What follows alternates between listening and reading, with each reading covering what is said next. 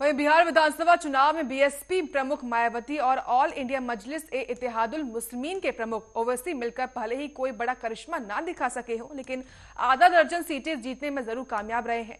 यह जोड़ी अब उत्तर प्रदेश में होने वाले 2022 के चुनाव के सियासी रण में दलित मुस्लिम कार्ड खेलने का दावा भी चल सकती है। रिपोर्ट देखिए।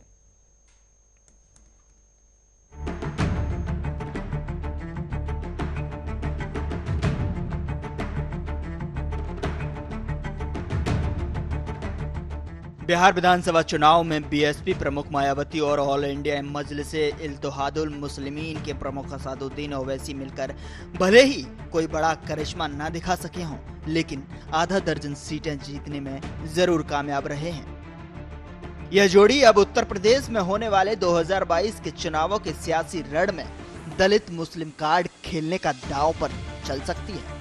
एआईएमआईएम ने आगामी चुनाव को देखते हुए बीएसपी के सामने दोस्ती का हाथ भी बढ़ाया है। ऐसे में मायावती अगर ओबीसी के साथ हाथ मिलाती हैं तो सूबे में राजनीतिक दलों के समीकरण गड़बड़ा सकते हैं। आपको बता दें कि बिहार की जीत से उत्साहित एआईएमआईएम ने यूपी में पार्टी के राजनीतिक आधार को बढ़ाने की कवायद शुरू कर दी है। एआईएमआईएम ने विधानसभा चुनाव को देखते हुए सूबे में संगठन को धार देना शुरू कर दिया है। तो वहीं पिछले एक महीने में करीब 20 जिले में नए जिला अध्यक्ष बनाए गए। इसके अलावा पार्टी के साथ नए सदस्यों को जोड़ने का अभियान भी तेज कर दिया गया है। तो वहीं एआईएमआईएम यूपी अध्यक्ष शौकत अली ने कहा कि यूपी में ओवैसी मायावती मिलकर ही सांप्रदायिक शक्तियों को सत्ता में आने से रोक सकते हैं। इसके अलावा एसपी, बीएसपी और कांग्रेस कोई भी अकेले बीजेपी को नहीं रोक सकती है।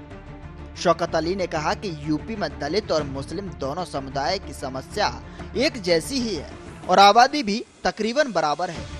हमने तो पिछले चुनाव में भी बीएसपी के साथ गठबंधन करने की कोशिश की थी, लेकिन उस वक्त नहीं हो पाया। बिहार चुनाव में एक पॉलिटिकल एक्सपेरिमेंट हो चुका है और एक सफल रहा है, तो यूपी में भी उसे आजमाना चाहिए।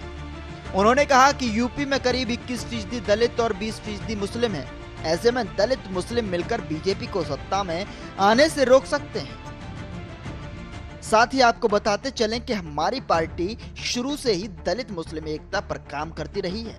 महाराष्ट्र और बिहार में इसे जमीन पर उतारने की कोशिश सफल रही है।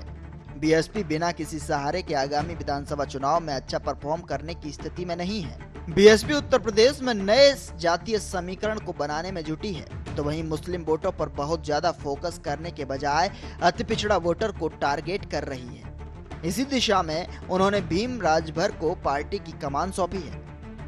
इसके अलावा हाल ही में हुए उपचुनाव में बीएसपी ने बुलंदशहर सीट पर मुस्लिम प्रत्याशी को उतारा था और वो दूसरे नंबर पर रही। बीएसपी नेता ने अपना नाम जाहिर नहीं करने की शर्त पर बताया कि बीएसपी में ओबीसी के साथ गठबंधन करने को लेकर विचार विमर्श किया जा रहा है, लेकिन अभी कोई ठोस निर्णय नहीं है।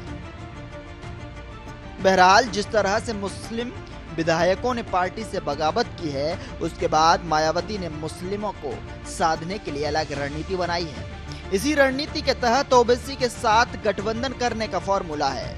इस तरह दलित मुस्लिम का मजबूत सियासी कार्ड खेलकर बीएसपी यूपी में अपने विरोधियों को कड़ी चुनौती दे सकती है। Special desk, Arya news.